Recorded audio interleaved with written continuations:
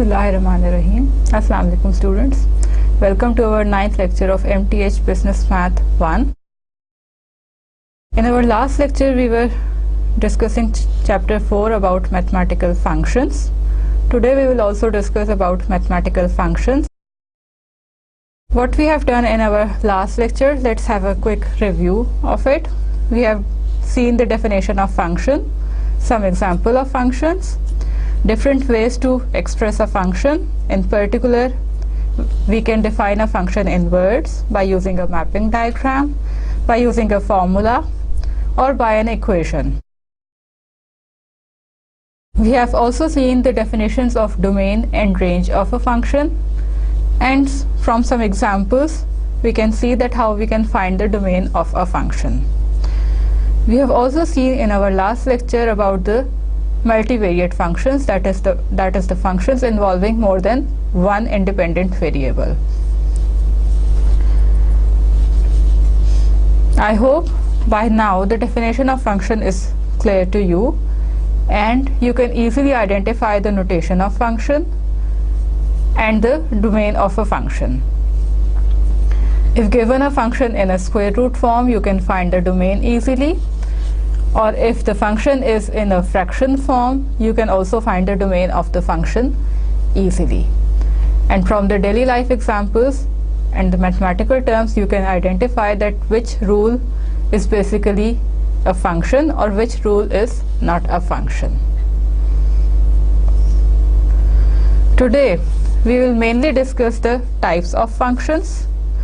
We will discuss few types of functions which are very easy to understand, and most of them we have used in our previous lecture, but we have not recognized them by their particular name. Mainly we will see the constant function, linear function, quadratic functions, cubic functions, and then polynomial functions. With the help of polynomial functions we will define the rational functions, then the combination of functions, and the composition of functions.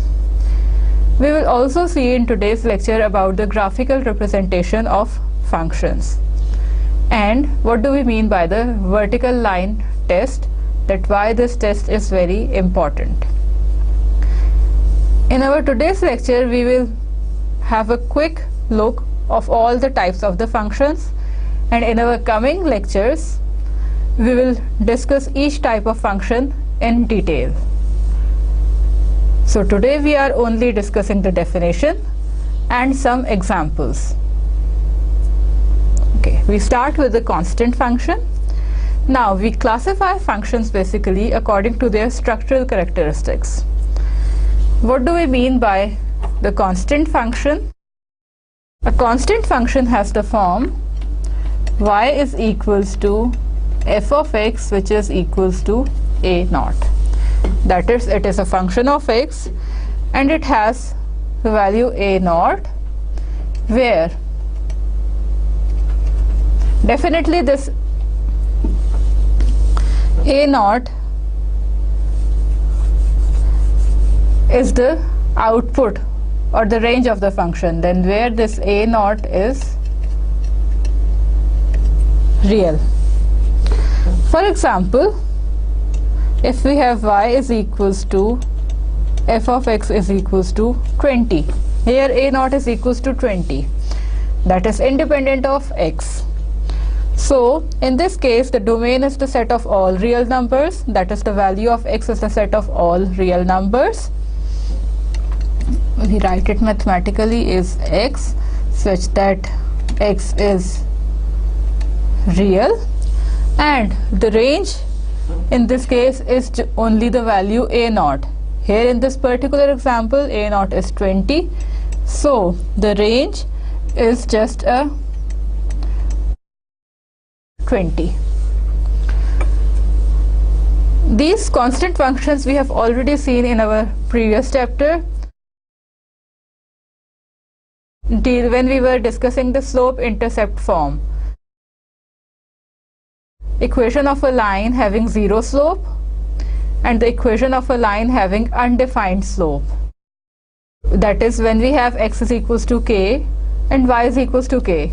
So these are basically the definition of constant functions, or these lines basically fall into the category of constant functions. Okay, we have started with a very simple one. Now we look at some real world problem, that is the marginal revenue. Now this revenue is the additional revenue derived from selling one more unit of a product on service. If each unit of a product sells at the same price, the marginal revenue is always equal to the price. That is, for example, if a product is sold for 80 rupees per unit, the marginal revenue function can be stated as the constant function, that is MR representing the marginal revenue is a function of x, which is equals to 80. What do we mean by the constant function if we want to show it with the help of a mapping diagram? That is, here we have our domain, okay, that is x, we have different values of x. Here is our rule f of x, which is assigning one value a naught. Now this, all these coming to the rule, and this rule gives us one single value a naught. So this is our range and this is our domain. For example, x is equals to k. If we take x is equals to 3, then in this case we have x is a function of, let's say, t. Here the t has, domain has all the possible inputs and the output is only 3. Or y is equals to k, or in particular y is equals to, let's say, 4. Then here in this case y is a function of x and the output is only 4. That is, no matter whatever the value of x we put in our equation, y is equals to 4, the output will remain the same. The output has no effect on the values of input. Such a function is called a constant function. Moving further, we see that a linear function has the general slope-intercept form y is equals to f of x, which is equals to a1x plus a naught, where a1 and a naught are constants and a1 is different from 0, because if a1 will be equals to 0, we will be reduced to our constant function. So in order to define a linear function, we say that the coefficient of x or the coefficient of first degree independent variable should be different from 0. Here we have represented our linear function in the form of slope-intercept form. So this function is represented by a straight line with slope a1 and y-intercept will be equals to 0 a naught.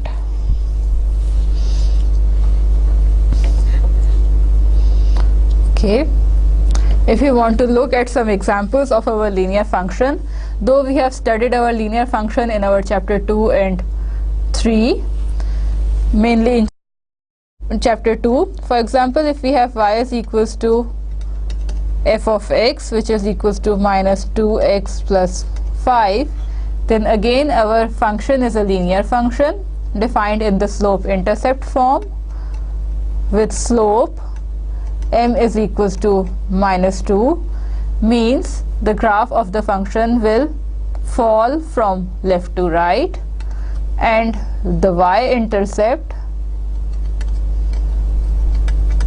is our 0, 5. That is, when x is equals to 0, the output is 5. One more example, we have y is equals to 3x plus 25. This is our weekly salary function. In this case, what we have, this is the slope intercept form again. We have our slope m is equals to 3 and y intercept is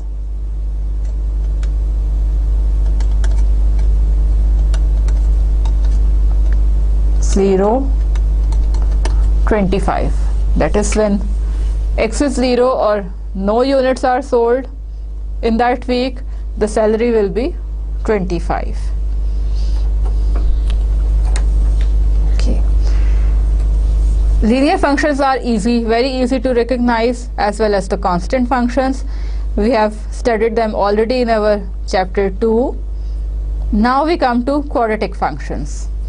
Now a quadratic function has the general form y is equals to f of x is equals to a2x square.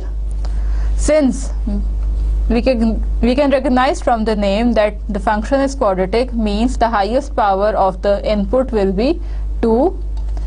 So the general form is a2x square plus a1x plus a0, where a2, a1 and a0 are real constants with the same condition as on the linear function, that is, the coefficient of the highest power of the input, which is a2, should be different from 0.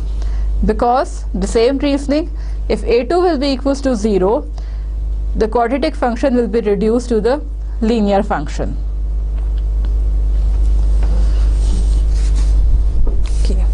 Now some examples, some mathematical examples. Y is equals to f of x is equals to 3x square minus 20x plus 100. Here we have, if we compare it with the general form, we have a2 is equals to 3, a1 is equals to minus 20, a0 is equals to 100. Okay. One more example, y is equals to f of x is equals to minus x square by 2. The coefficient of the highest power of the input is non-zero. Comparing, we get a2 is equals to minus 1 over 2, that is, a2 is a rational number here. And what about a1 and a0? We can also rewrite this equation, this function, to understand clearly what do we mean by a1 and a0 here, as minus x square by 2 plus, if a1 is equals to 0 into x plus 0. This means that by comparing, we obtain that a1 and a0 both are equals to 0 in this quadratic function. Continuing in the same direction, we have cubic functions. A cubic function has the general form y is equals to f of x, which is equals to a3x cube, that is, the highest power of the input will be 3 here, plus a2 x square plus a1x plus a0, and the same conditions on a0, a1, a2, a3, that a3, a2, a1 and a0 are real constants with the coefficient of the highest power of input, which is a3, is different from 0. Because if this coefficient will be equals to 0, we will be reduced to the quadratic function.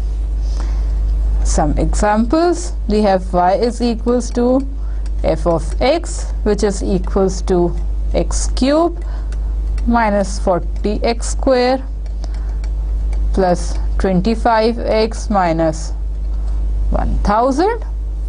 Then by comparing, we see that a3 is 1, a2 is minus 40, a1 is 25, and the constant a0 is minus 1000.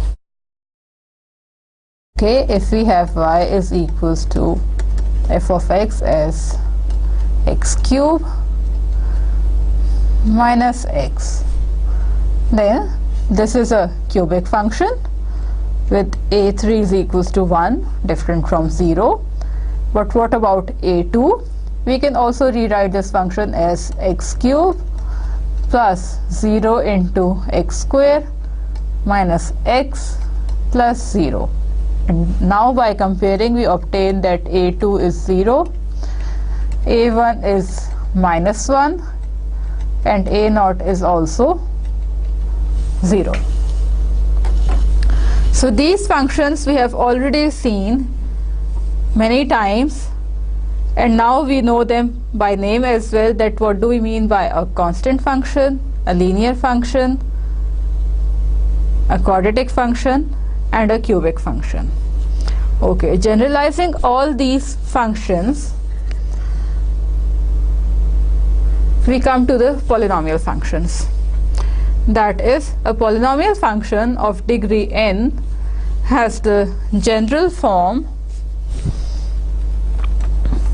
y as a function of x, which is equals to an xn plus an minus 1 x to the power n minus 1 plus so on up to plus a1x plus a0, where all these coefficients an minus 1, so on up to a2, a1 and a0 are real constants, with the condition that an is different from 0.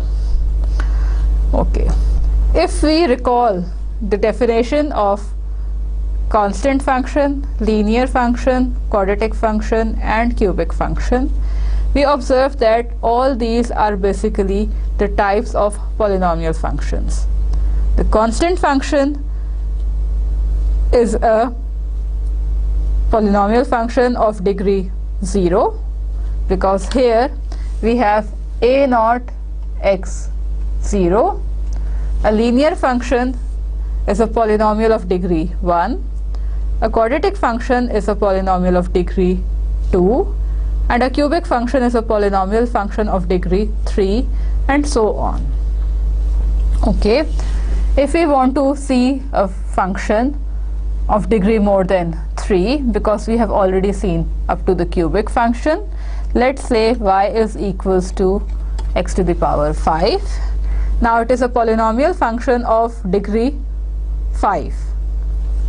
Comparing it with the general form, we have a5, that is the coefficient of the highest power is 1, and all of the rest of the coefficients are 0, because x to the power 5 is actually x to the power 5 plus 0 into x4 plus 0 into x cube plus 0 into x square plus 0 into x plus 0, which means that a4, a3, a2, a1 and a0, they are all 0.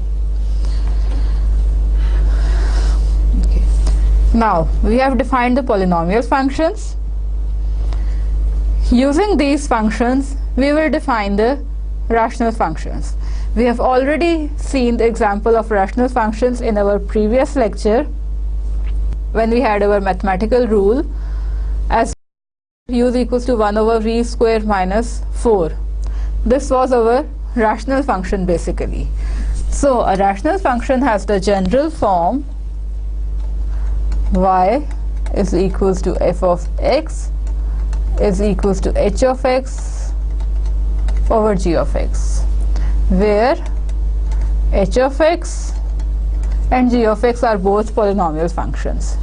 That is, when we have a function in fraction form where the numerator is also a polynomial and the denominator is also a polynomial, then that resulting function is a rational function. For example, if we have y is equals to 2x over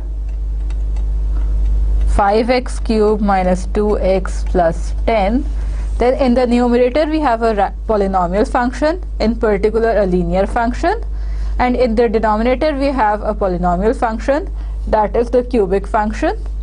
So in this case, when both the numerator and denominator are the polynomial functions, with the condition that the denominator, which is g of x in our definition, is non-zero, then the resulting function is a rational function.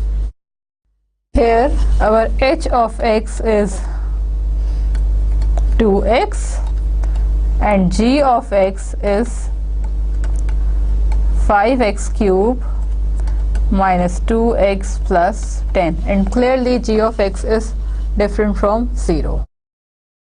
If we recall our function from our previous lecture, u is equals to 1 over v square minus 4, then this is a rational function with h of x is equals to 1, that is the constant function, and g of or h of v and g of v is equals to v square minus 4, that is the quadratic function. And the domain in this case of the rational function will be the set of all possible values where both the functions have the common domain. If we go back to our polynomial functions, constant function we have seen that has the domains as the set of all real numbers. Same is the case with the linear function, same is the case with the quadratic function and the cubic function. So generalizing, we can say that the polynomial functions have the domain as the set of all real numbers. That is, here we have d is x such that x is real. Okay, and now we are using these polynomial functions to define our rational functions. That is, when both the numerator and the denominator are the polynomial functions, provided the denominator g of x is different from 0. So in this case, our rational function will have the domain that is the intersection of both the domains. Here our numerator h of v is the constant function, so it has a domain set of all reals,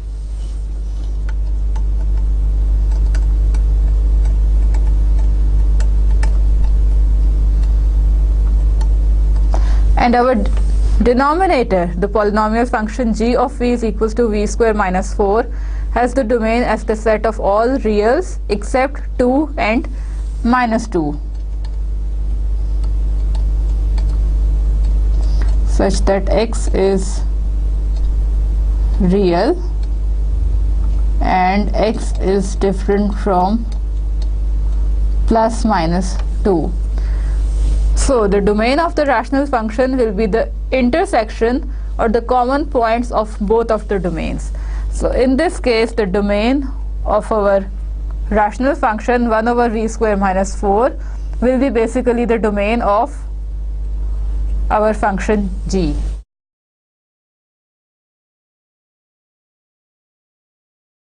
We have already seen or found out the domain of our rational function 1 over v square minus 4 in our previous lecture, and here we see that this type of function is basically a rational function and the domain is the common domain of both the numerator and the denominator. Okay, now continuing further, up to now we have only defined the polynomial functions and using them the rational functions, that is when the polynomial functions are occurred in ratios. We can also define functions by combination of functions. That is, functions can be combined algebraically to form a resultant function. If we have our functions, let's say f of x, g of x, h of x, and j of x, 4 functions of x, then from these 4 functions, or if we have any 2 functions, from these functions we can form new functions by combining them algebraically in 4 different ways. That is, the sum function, we can add any 2 functions where all these functions f, g, h and j are either polynomial functions or rational functions.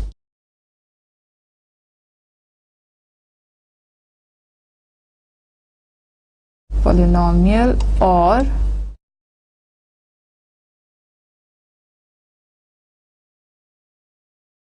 rational functions. So, once we have polynomial or rational functions, we can add 2 functions. For example, we can have f of x plus g of x. The resultant will be a new function.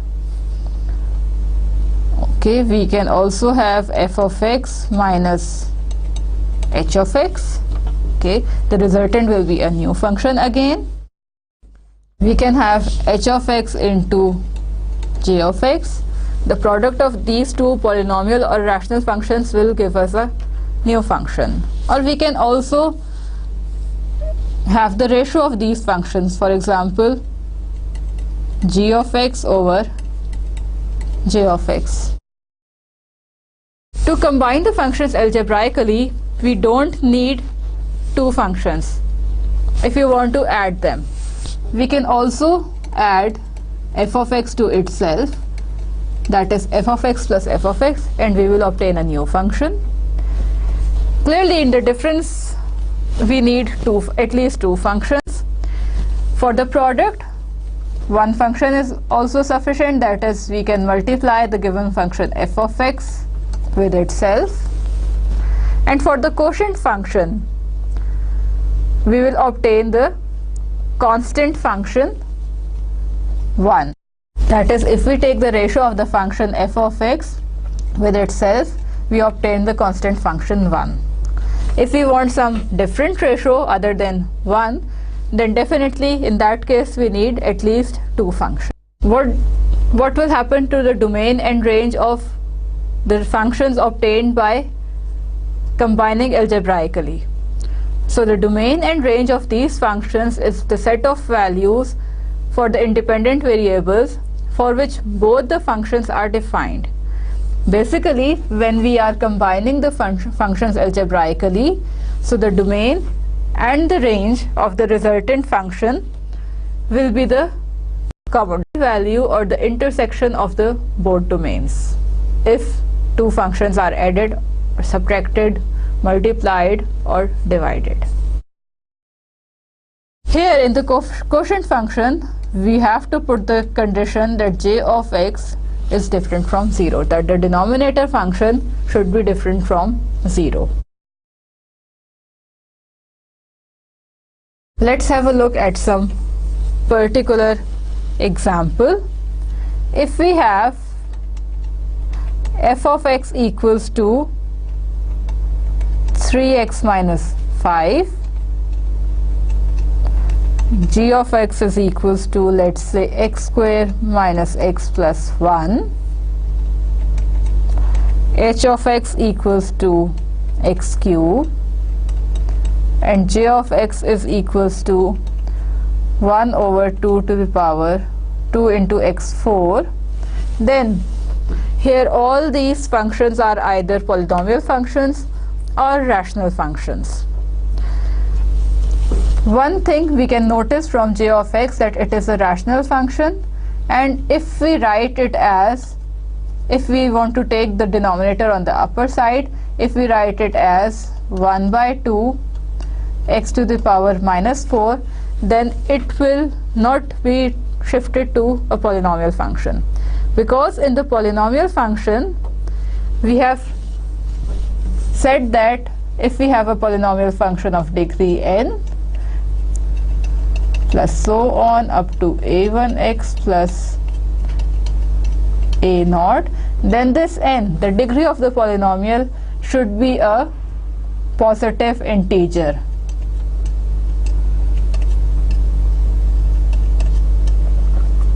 And in this case, j of x, the power of x is -4, which is an integer but negative.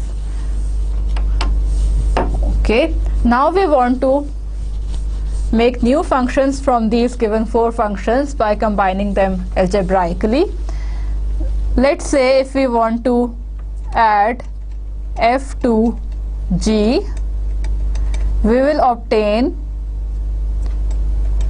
3x minus 5 plus x square minus x plus 1, and after simplifying x square plus 2x minus 4. So we have added 2 polynomial functions basically. One was of degree 1, that is the linear function, and second one was of degree 2, that is the quadratic function.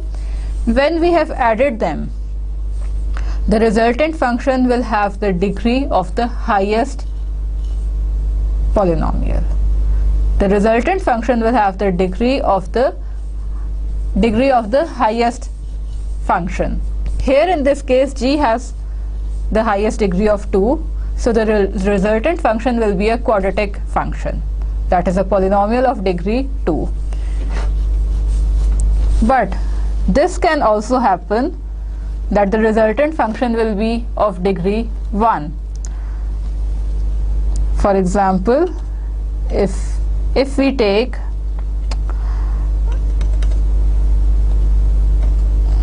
k of x is equals to minus 3x minus 8, and we are adding f and k, then what do we get? 3x minus 5 minus 3x minus 8, which is equals to minus 13, because here the highest one cancels out.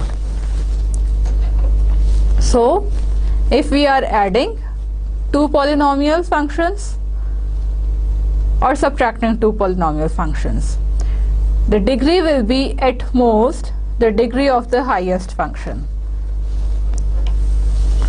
Same is the case when we subtract 2 functions. Let's see if we want to multiply or take a product of 2 functions. Let's say the product of f with h, that is 3x minus 5 into x cube, and we obtain 3x4, here the power is raised, minus 5x cube. So the resultant function is a polynomial function of degree 4.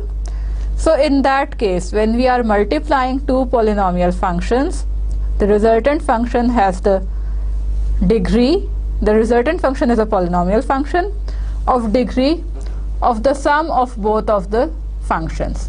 Here we have degree n is equals to 1, here we have degree n is equals to 4. So the resultant polynomial n is equals to 3. So the resultant polynomial will have degree of the sum of both of the functions, that is n is equals to 4. Okay. If we want to divide, take the ratio of 2 polynomial functions, polynomial or rational functions, for example h of x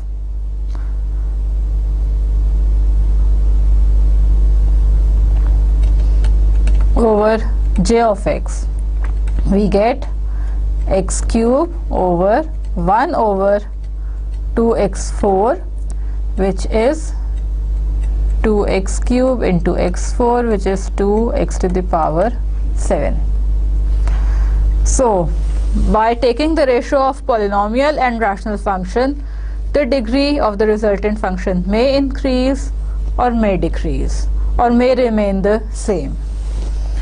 If we take the ratio of j of x to h of x, we obtain 1 over 2 to the power x4 into 1 over x cube, which is 1 over 2 to the power x7. In this case, we have obtained a rational function, no more a polynomial function. Similarly, we can add these functions up to many times, not only restricted to 2. For example, we can add f to g to h to j, or we can add f to itself 3 times, which will be equals to 3f. So we can add, subtract, multiply, or take the ratio of these polynomial and rational functions as many times as we want.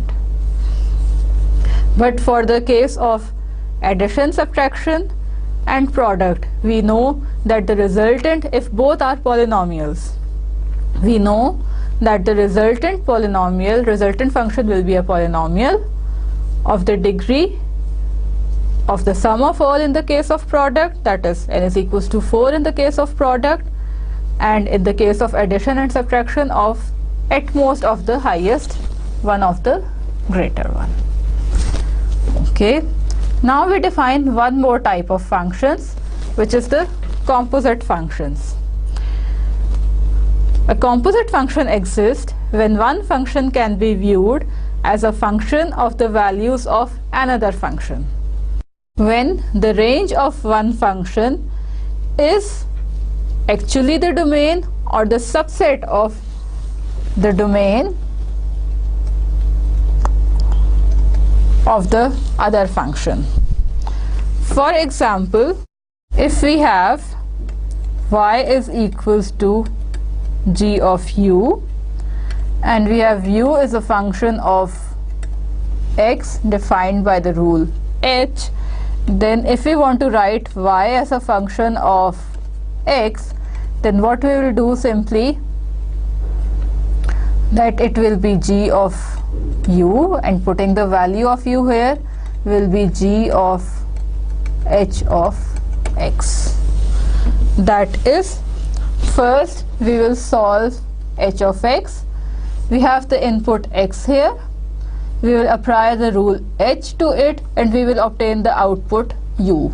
Now this output is basically the range of the function h, which means that now this u will become the domain of the function g.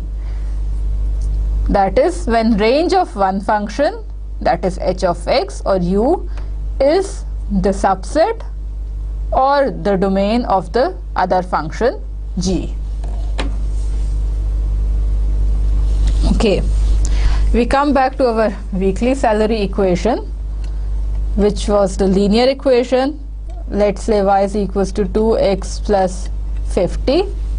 Now, if the analysis shows that the quantity sold each week by a salesperson is dependent upon the price charged for the product, then the function h is given by the function of h on the depending upon the price, let's say, is given by 150 minus 2.5 p, where p is the price. Okay. Then if we want to calculate the weekly salary in terms of the price per unit sold, that is, we want to find the function y, we want to find the value of y in terms of p, what do we get?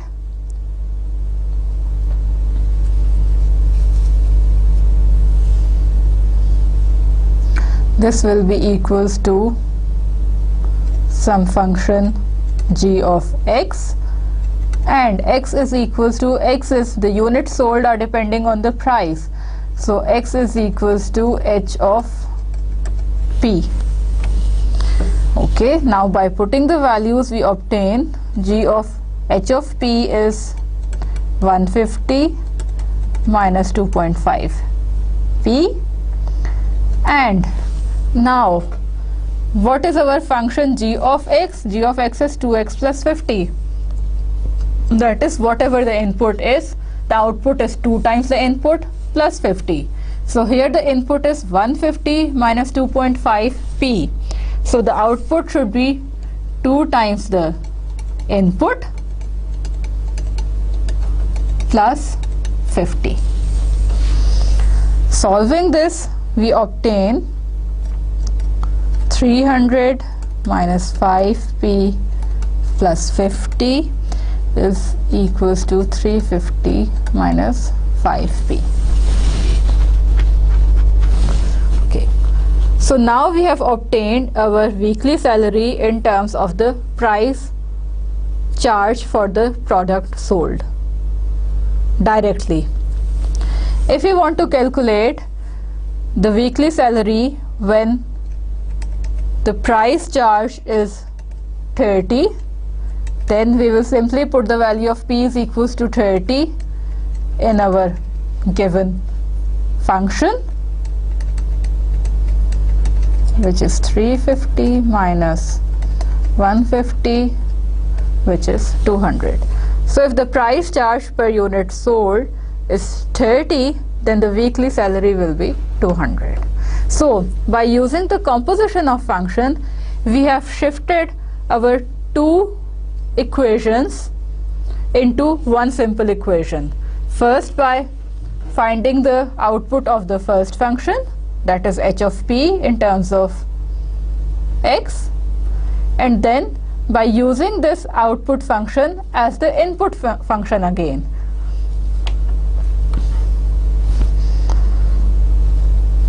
Okay, so what do we mean by this output function first and then it shifted to input function? Here is our price p. So this is our domain. By applying the function h on this, we obtain the function h of p. So this is the output here. That is the range of h. Okay, let's have a look at the composition function again.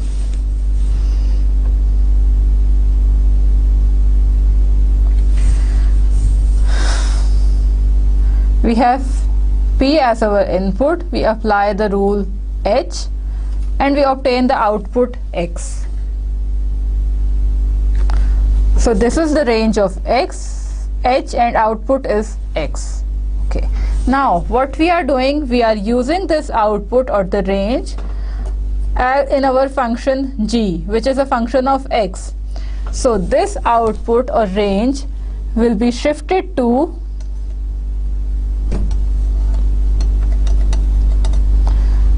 the input x, and now the domain, of our function g. Okay, we apply our function g to it, and we obtain in the end as our output y, which is now the range of g, and y is basically the composition of g and h in terms of price p. Let's have a look at one mathematical example. We have y is equals to g of u, which is u square minus 2u plus 10, and we have our function h of x, which is equals to x plus 1.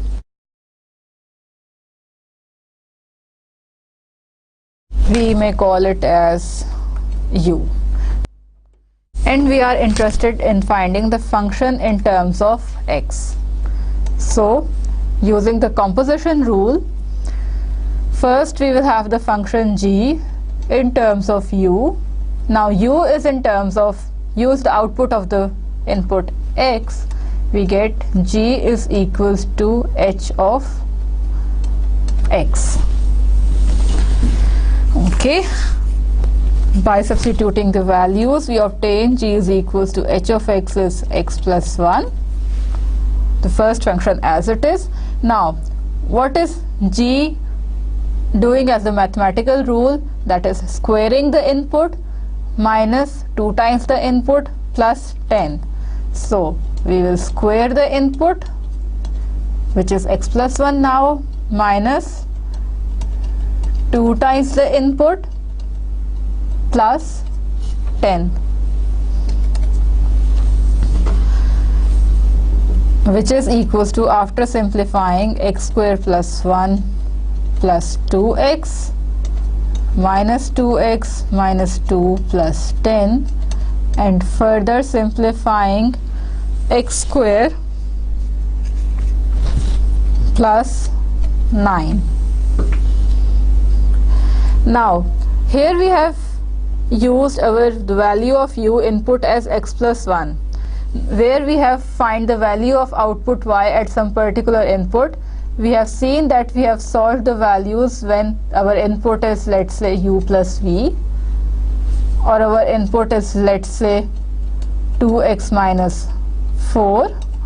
Then this concept will help us now in the composition of functions. And now when our input is not an integer or not a specific value or not a real number, instead our input is again a function of some variable, then how we can find the value of the function for such an input?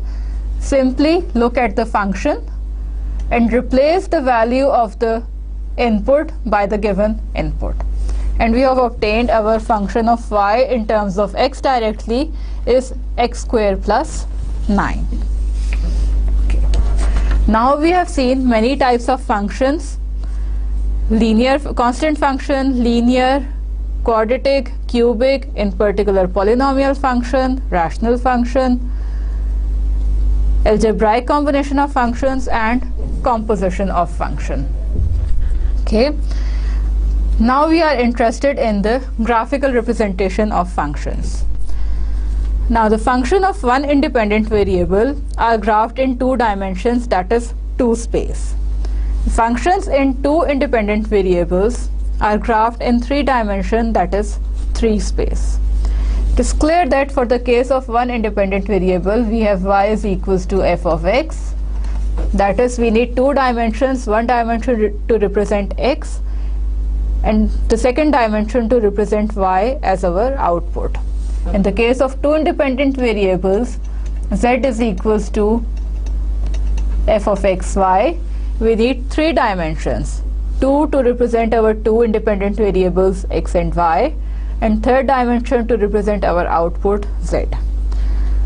But in the case of more than 2 independent variables, graphical representation is not suitable. We cannot represent our functions graphically. Back to the case of 2 variables, we use rectangular coordinate axis, that is our this axis. In this case, the vertical axis denotes the dependent variable, that is this axis, y is for dependent variable, and the horizontal axis, that is x is for independent variable. Okay, now we look at our examples that how we can represent our functions graphically. We start with the linear functions. We already know how we can represent our constant functions, that is if we have our function in this form where the value of y is constant, y is equals to k, that is no matter the value of x is, y is a constant height here. And similarly our vertical line represents the constant function x is equals to k. So in chapter 2 we have already seen that how we can represent our constant functions graphically. For linear functions we have already done it chapter 2, but let's have a quick look at it again. If we have our function y is equals to f of x is equals to 2x minus 4, Then this is the slope-intercept form. We know the slope, which is 2, positive. We know our intercepts, x-intercepts is y is 0, x is 2, and we know our y-intercept, that is when x is 0, y is 4. Here we should write 2 and 0. When y is 0, x is 2. Okay, and which means that we can represent our function graphically. Slope is m is equals to 2, positive. The line will rise from left to right. When y is 0, x is 2. This will be minus 4. And when x is 0, y will be minus 4. So the line is rising from left to right, passing through the 2 points, 2x minus 4. Easily represented. So for the case of linear functions, we have no problem. If the function is not in the slope-intercept form, we can write it in the slope-intercept form. We can find the slope, x-intercept, y-intercept, and represent our function graphically. For the case of quadratic functions, is a bit more work. If we have our quadratic function, u is equals to f of v, which is 10v square plus 20v minus 100. Now in this case, we have to take the particular values of v to find the specific values of our output u. That is, here we have our table. When v is 0, we have minus 100. When v is equals to 1, we have minus 70. When v is equals to 2, we have minus 20, and so on. Let us also take some negative values as well, because the domain of this function is the set of all real numbers, and for the sake of simplicity we are only considering the integer values to have an idea that what will be the graph of this quadratic function. So when v is equals to minus 1, we have minus 110. When v is equals to minus 2, we have minus 100, and so on. To represent a quadratic function graphically requires a little bit more work. That is, when v is 0, u is minus 100. Now u is minus 100, very far from the horizontal line. So what we can do is we can reshift our scaling. We can rescale our axis. It is not necessary that the y-axis will be scaled as minus 1, minus 2, minus 3, and so on. Then our paper will finish, and we cannot graph our quadratic function. We can rescale it. Let's say this is minus 5, minus 10, minus 15, or even more bigger, minus 10, minus 20, and so on. So when v is 0, u is minus 100. This is our y-intercept, where on the y-axis we are plotting our output or the dependent variable. The x-axis is for the input or the independent variable. Okay, when v is 1, y is minus 70. Okay, somewhere here. Let's say this is the point. When v is equals to 2, it is minus 20. Let's say this is the point, and same is the case with minus 1, minus 100, 110, and for minus 2 it is the same. So by joining these 2 points, the graph of the function will be like this. In the case of quadratic function, we have to take some values of the input and the corresponding values of the output, and then we have to plot our graph, which represents our quadratic function. Now for the case of cubic functions, take the simplest one, y is equals to x cube. For the cubic function, we also have to do a bit more work. That is, we have to find the values of y for the particular values of x. When x is 0, y is 0. When x is 1, y is 1. When x is 2, y is 8. When x is 3, y is 27. Okay. When x is minus 1, y is minus 1. When x is minus 2, y is minus 8. For minus 3, minus 27. Okay. Now, this point 2, when 1, x is 1, y is 1. For 2, this is this point. For 3, this is this point. And same is the case on the negative side. 1 minus 1, 2 minus 8, 3 minus 20, minus 27, passing through the origin.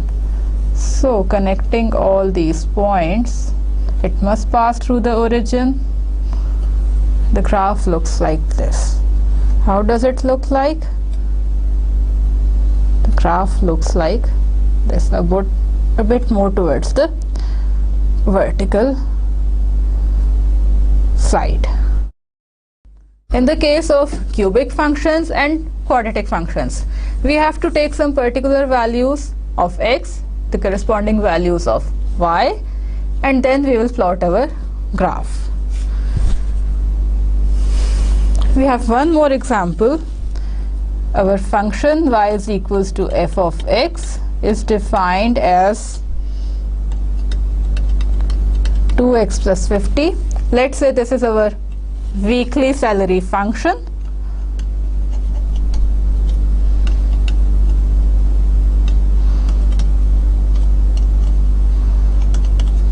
Okay. When no units are sold or less than 40 units are sold.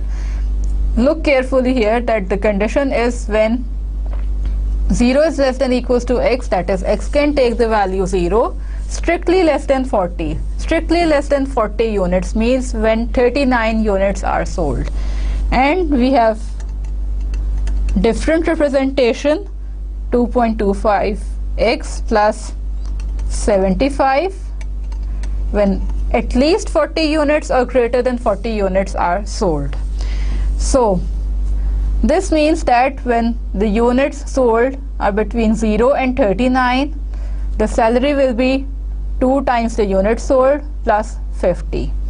The second one says that when the units sold are at least 40 or greater than equals to 40, then the salary will be 2.25 times the units sold.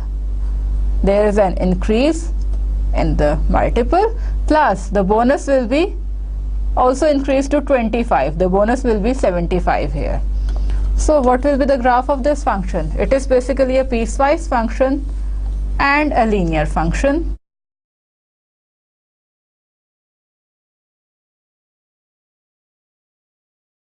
Linear function we can recognize easily. And what do we mean by piecewise? That it has defined in 2 pieces. We have broken up our domain. Here the domain is the set of all real numbers. So we have divided our domain in 2 parts. When the domain is less than 40, we have some different representation, 2x plus 50. When the domain is greater than equals to 40, we have some different representation, 2.25x plus 75. Okay, now look at our first domain when the values of x are positive and less than 40. When x will be equals to 0, the minimum salary will be 50. So the linear graph of the linear function starts from 50, and let's say when x is equals to 1, it will be 52, and so on, going linearly. Let's say up to 40.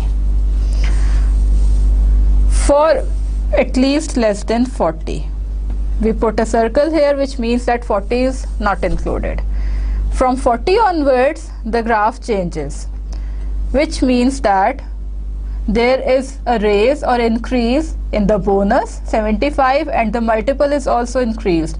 So the graph will start somewhat from here and a linear graph going in this direction. Here we can see in both the cases that the slope is 2 positive, and in the second case is also positive.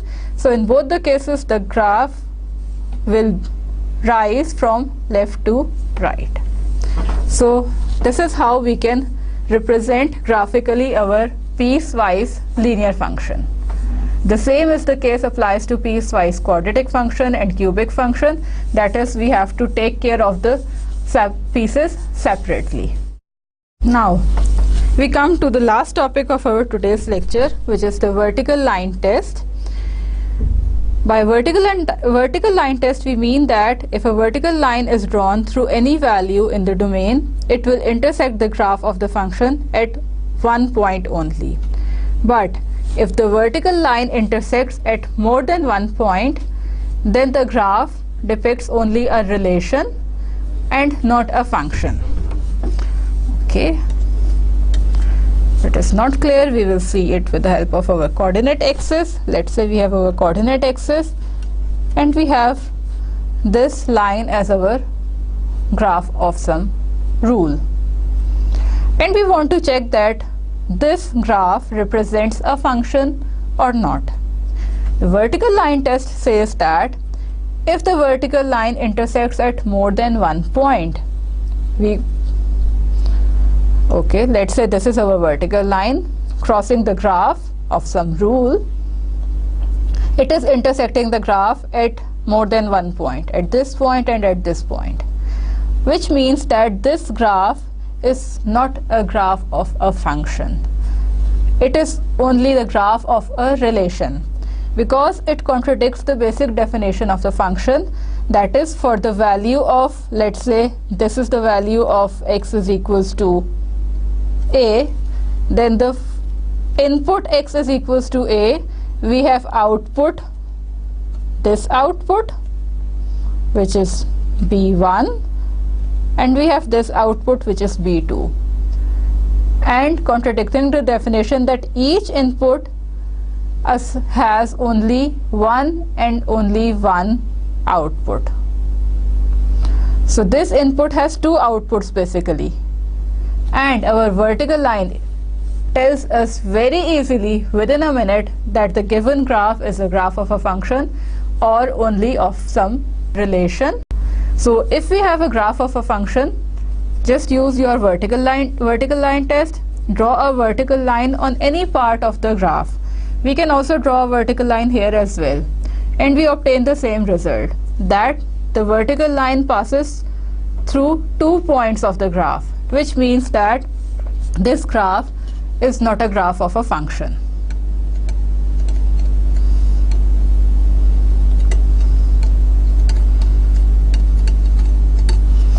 In fact, it is a graph of some relation only. One more example, we have this. Everyone recognizes this, that it is a circle passing any vertical line from any point. What do we get? A very strange fact, that the vertical line is intersecting the graph at 2 points or more than 1 point, which means that the given graph is only representing a relation and not a function.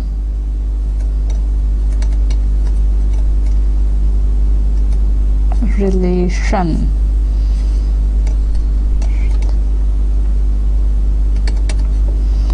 And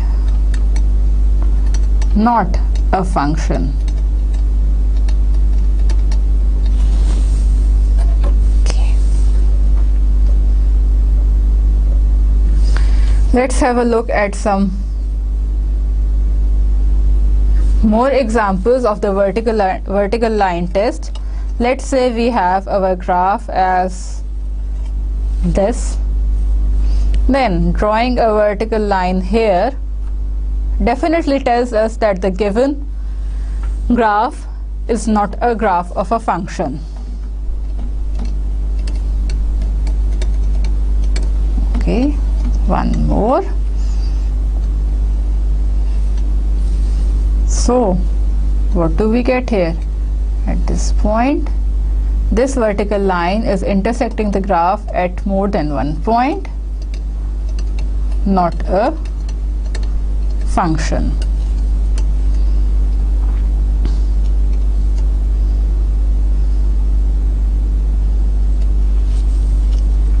What do we obtain by vertical line? Drawing any vertical line intersecting the graph only at one point. So this is the graph of a function. In fact, it is a graph of a piecewise linear function.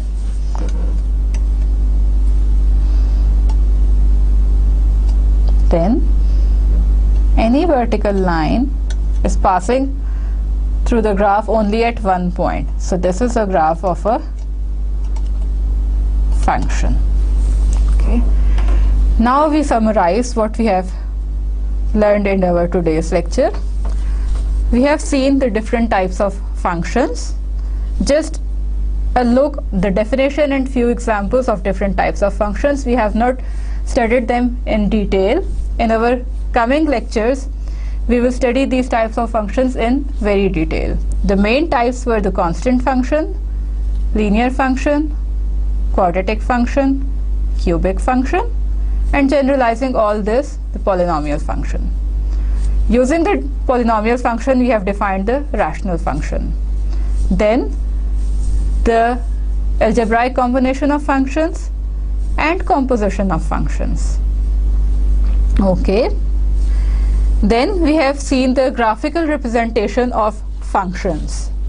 Now here I want to add one more point, that in this lecture we have seen one more way of defining a function. In our last lecture we have seen 4 ways of defining a function, that is in words, using a mapping diagram, using an equation, or using the formula. But by looking at the graphical representation of quadratic and cubic functions, we have seen that we can also define our function graphically. So there are actually 5 ways to define a function. That is by in words, using a mapping diagram, using a formula, using an equation, or using a graph. And then in the end, we have seen that what is the importance of what is vertical line test and what is the importance of vertical line test. And with the help of vertical line test, how we can determine that our given graph is a graph of only a relation or graph of a function. With this, we end our today's lecture. Allah Hafiz, students.